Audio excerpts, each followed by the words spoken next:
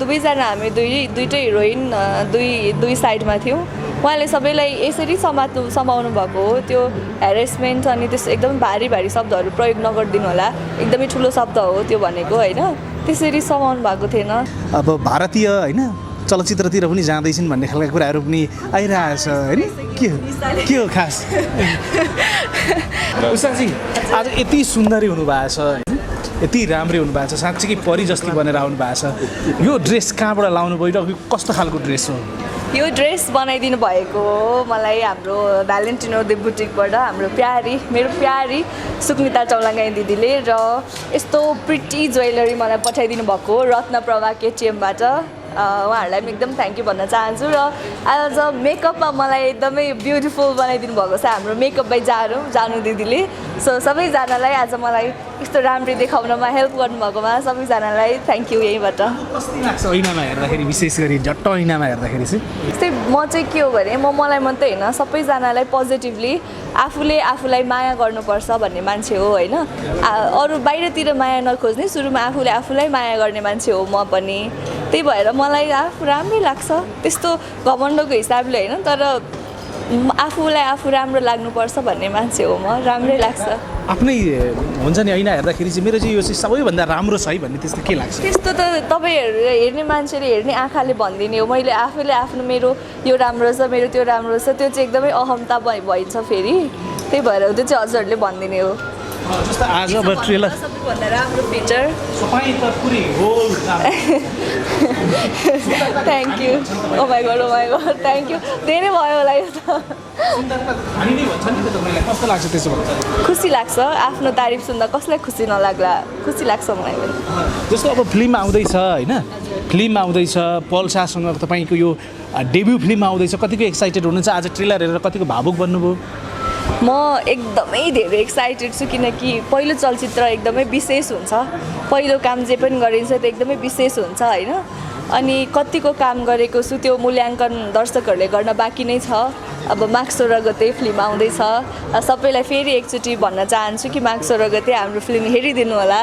र आज ट्रेलर आइराख्दाखेरि चाहिँ सुरुदेखि नै एकदमै अब सबै तपाईँहरूलाई पनि सोधेँ, तपाईँहरूले राम्रो भनिदिनु भयो। मलाई पर्सनली पनि ओहो यो त कस्तो आयो, के आयो, पुरै युद्ध गरेकोहरू के आयो। म त हामी एकछिन हेरे भए पनि गफ पनि गऱ्यौँ हामी सबैजनाले होइन। सो म आज स्टेजमा म एकदम प्रिपेयर भएर आएको थिएँ। म यस्तो बोल्छु त्यस्तो बोल्छु, म हाम्रो प्रदीप सर विपिनादीलाई वेलकम गर्छु, इन्डियाबाट आउनुभएको छ सबै भनेर सोचेर गएको थिएँ होइन।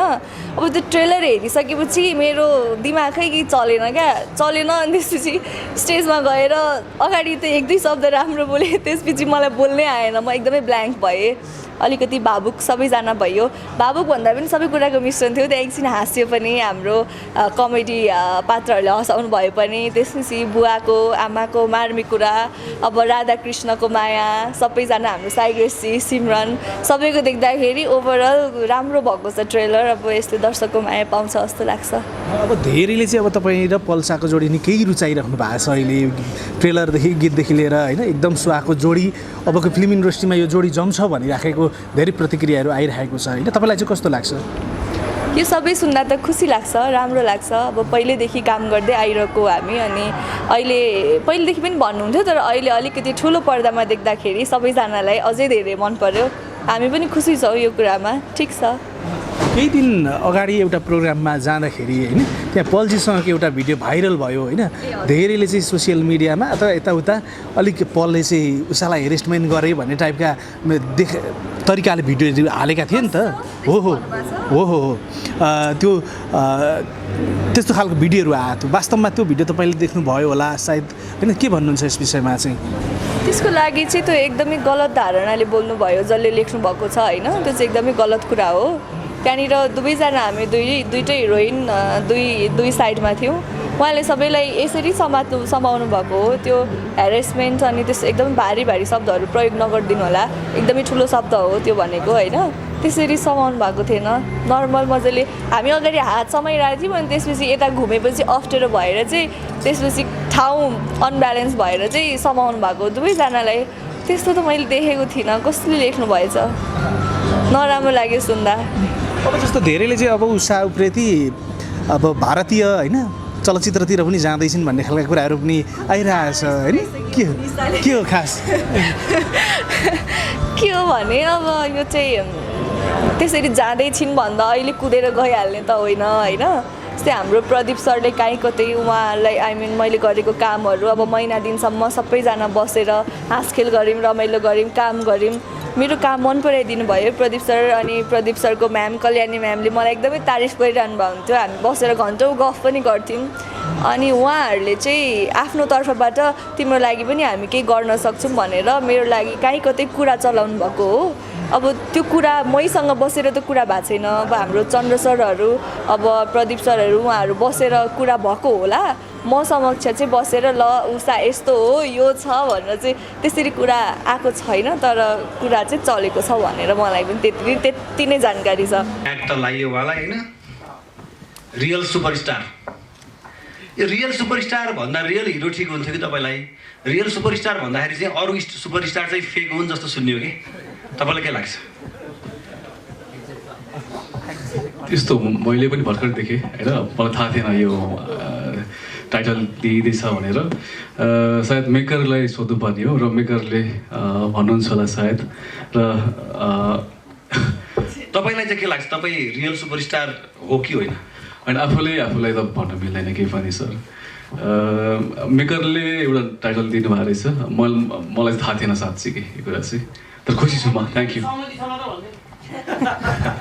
होइन उहाँहरूको सहमतिमा मेरो सहमति छ थ्याङ्क यू मेरो प्रश्न छ ल माइक चाहिँदैन होला जस्तो अब फिल्मको टाइटल नै आबाट आमा छ नि त आमा भन्ने बित्तिकै चाहिँ यो फिल्मको केन्द्रीय भूमिकामा रहनुभएको विपना थापाजी होइन अब सबै यो क्रमबद्धता हेर्दाखेरि चाहिँ उहाँलाई चाहिँ विशेष प्रायोरिटी दिएर सबैभन्दा लास्टमा चिफ गेस्ट जसरी चाहिँ प्रेजेन्ट गर्नु पर्थ्यो कि पर्थेन होइन सुरुमै उहाँलाई माइकमा बोल्न दियो अघि होइन तपाईँ पश्चात डाइरेक्टर चार्ज यो खालको सेटिङ चाहिँ किन भने तपाईँको फिल्म आबाट आमा छ क्या आमाको फिल्म छ नि त होइन तर आमालाई चाहिँ किन त्यो लेभलको प्रायोरिटी दिएन क्या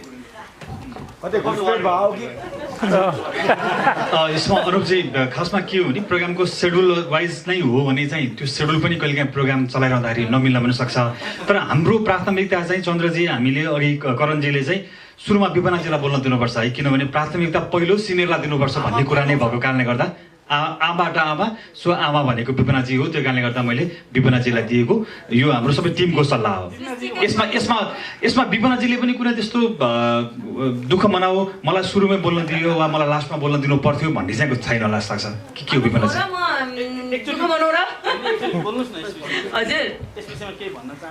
होइन होइन केही पनि भएको छैन मलाई सधैँ म एकदमै भाग्यशाली छु यसमा चाहिँ मैले धेरै वर्षपछि ब्याक हुँदा योभन्दा अगाडिको चलचित्र र यो चलचित्र दुईटैमा मैले एकदम मलाई अग्रस्थानमै मलाई प्रायोरिटी दिनुभएको छ इन्डस्ट्रीको हाम्रो ग्रुपले मात्र नभएर सबै मिडियाले पनि अझै थ्याङ्क यू सो मच भन्न चाहन्छु मिडियालाई त विशेष धन्यवाद दिन चाहन्छु किनभने सधैँ मलाई अग्रस्थानमै राख्नु भएको छ उहाँले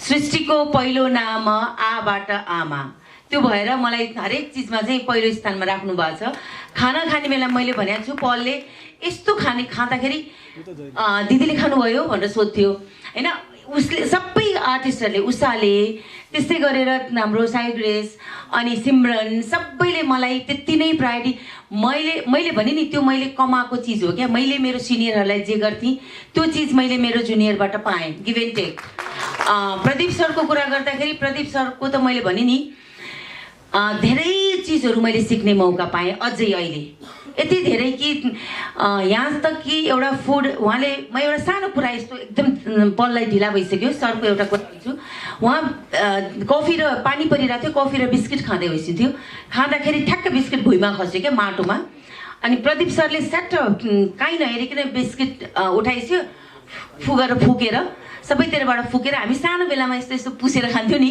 त्यस्तै गरेर फुकेर त्यो बिस्किट खाइस्यो मलाई एकदमै लाग्यो अब प्रोडक्सनले सबै चिज उहाँलाई दिएको छ नपुग्ने के छ यत्रो ठुलो सुपरस्टार त्यो माथि बलिउड इन्डस्ट्रीको हस्ती अनि मलाई त्यो चिज एकदमै राति पनि मैले गएर सोचेँ कस्तो के होला मैले नेक्स्ट डे सोधेँ उहाँलाई यसो किन गर्नुभएको हजुरले भन्दाखेरि यही चिजको लागि चाहिँ हामी बाँचेका हौँ, यत्रो सङ्घर्ष गरिरहेको छौँ।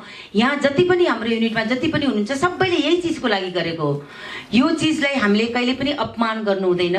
सक्दो जहाँ एकदमै फोहोरमा खसेर खानै नहुने हो भने आफ्नो ठाउँमा, तर अन्नको अनादर गर्नु हुँदैन भनेर त्यस्तो चिजको लेसनहरू पनि मैले उहाँबाट पाएँ। सबैले मलाई डाइरेक्टर साहबदेखि लिएर सबले जर्नलिस्ट सबै मिडियादेखि लिएर सबैले मलाई अग्रस्थानमा राखिदिनु भएको छ। अनुपले त झनै धेरै होइन, अनुपले सोधेको क्वेसन हो नि यो। Thank you so much. Thank you सजयजी, थ्याङ्क यू। सबैलाई नमस्कार छ, सम्पूर्ण मिडियाकर्मी साथीहरूलाई र उपस्थित सम्पूर्ण अतिथिहरूलाई चाहिँ रेस्पेक्टेड हाम्रो अतिथिहरूलाई नमस्कार छ। र विपिना थापा दिदी, प्रदीप राव सरलाई एकदमै नेपालमा स्वागत छ, काठमाडौँमा स्वागत छ। अनि हाम्रो सिमरन उषालाई पनि एकदमै गुड लक, बेस्ट विशेष हाम्रो फर्दर फ्युचरको लागि। साइक्रेसीलाई एकदम स्वागत छ तपाईँलाई इन्डस्ट्रीमा। तपाईँले जसरी सफलताको स्वाद चाख्नु भएको थियो पहिला, त्यसरी नै यसपालि पनि यो इन्डस्ट्रीले पनि तपाईँलाई सफलताको स्वाद चखाउनेछ।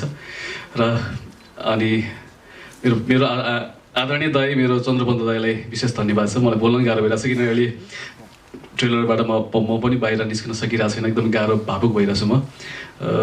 अघि तपाईँले बोल्न नसकेको जस्तै मलाई गाह्रो भइरहेछ। मलाई चाहिँ अब फिल्मको बारे सबै कुरा थाहा भयो भएर चाहिँ अब त्यो सिनहरू आउँदाखेरि त्यसको बिहाइन्ड द सिनमा के भइरहेको थियो, त्यसको ब्याकग्राउन्डमा किन मैले यो एक्ट गरिरहेको छु, मेरो आमाको लागि किन यस्तो गरिरहेको छु, यहाँ राधा श्रीको लागि हुन्छ नि त्यो स्ट्रगल छ, त्यो सबै रिकल भयो, एकदमै याद आयो मलाई। त्यही भएर भावुक पनि भइरहेको छु म। सायद तपाईँहरूलाई पनि ट्रेलर मन परेको छ र दर्शकहरूलाई पनि भन्न चाहन्छु कस्तो लाग्छ, प्रतिक्रिया दिनुहोला। र त्यही हो, यो यति राम्रो रोलको लागि, यति राम्रो क्यारेक्टरको लागि चाहिँ मलाई विश्वास गरिदिएकोमा चाहिँ हाम्रो डाइरेक्टर साहब चन्द्रपन्त दाईलाई विशेष धन्यवाद। र बाँकी सम्पूर्ण टेक्निसियन टिमलाई, नवराजको टिमलाई, क्यामेराको टिम, लाइटम्यानदेखि लिएर सम्पूर्ण स्पोर्ट बोयदेखि लिएर हाम्रो डिस्ट्रिब्युटर आरआर फिल्म्सदेखि लिएर सम्पूर्ण बिहाइन्ड द सिनमा जति खटिनु